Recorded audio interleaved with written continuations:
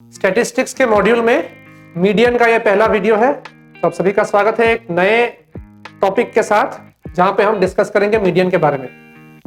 अगर आप higher secondary में पढ़ रहे हो, सेकेंड ईयर में हो, तो आपको शायद मीडियन के बारे में पहले से ही पता है। क्लास 9, क्लास 10 में शायद थोड़ा बहुत इसके बारे में पढ़ाया जाता है। उसके बाद 11, 12 में भी शायद थोड़ा बहुत कॉन्सेप्ट मीडियन का है। तो बीएससी में अगर हो तो इसके बारे में डिटेल्स में पढ़ना है। तो मीडियन होता क्या है, हमने पहले भी इंट्रोडक्टरी वीडियो में मीडियन के बारे में थोड़ा बहुत कहा था। यहाँ पे हम फॉर्मल डेफिनेशन प्रोवाइड करेंगे कि मीडियन होता क्या है। तो मीडियन को अगर हम डिफाइन करेंगे तो कैसे डिफाइन करते हैं? Median of a distribution is the value of the variable which divides it into two equal parts.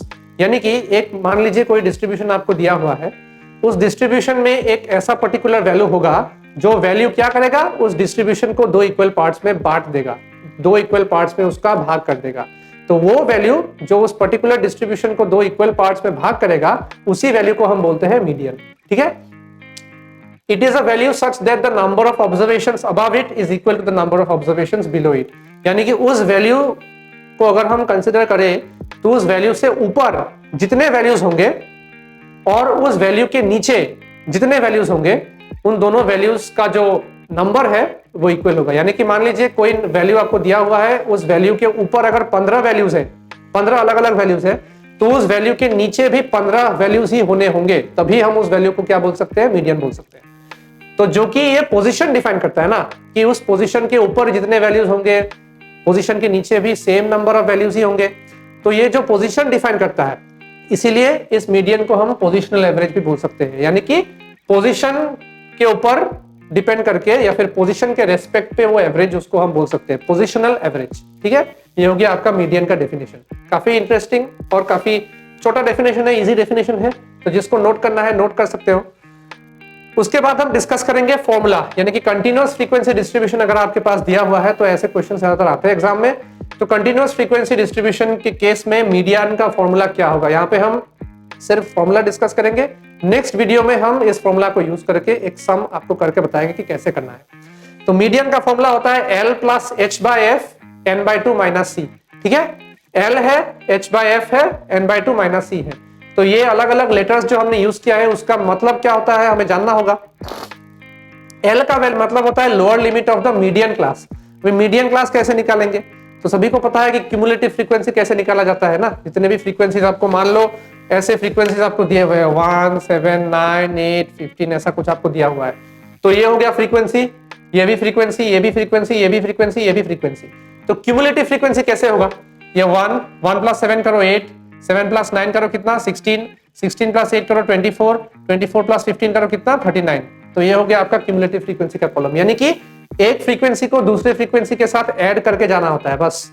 1 plus 7 करोगे 8 आएगा, ठीक है। उसके बाद 9 से ऐड करोगे 16 आएगा, 8 के साथ 24, 15 के साथ ऐड करोगे 39 आएगा। तो ये हो गया आपका क्यूमुलेटिव फ्रीक्वेंसी का खेल। तो क्यूमुलेटिव फ्रीक्वेंसी हमने पहले भी यूज किया था, पहले भी डेफिनेशन दिया था, आप वहां जाके देख लेना अगर आपको ये कॉन्सेप्ट क्लियर नहीं हुआ है तो।